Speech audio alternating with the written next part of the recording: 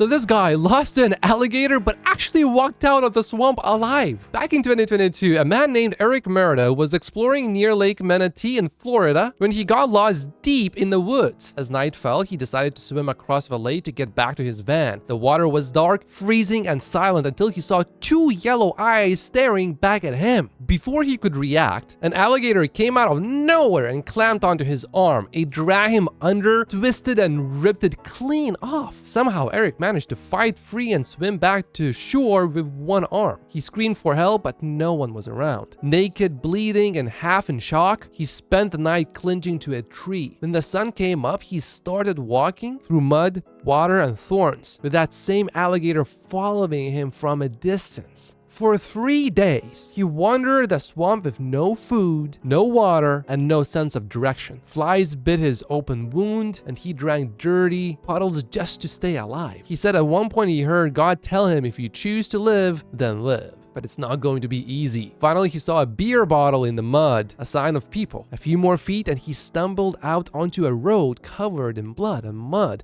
waving his severed arm stump for help. A driver stopped, called 911, and Eric was airlifted to safety. Doctors had to remove even more of his arm because of infection, but he survived. And today, he's turned his story into motivation for others. As he puts it, if a skinny little dude from Florida can fight a gator and walk out of a swamp, then you can survive whatever you're going through too. Because if Eric could walk out of that swamp alive, there's no such thing as impossible.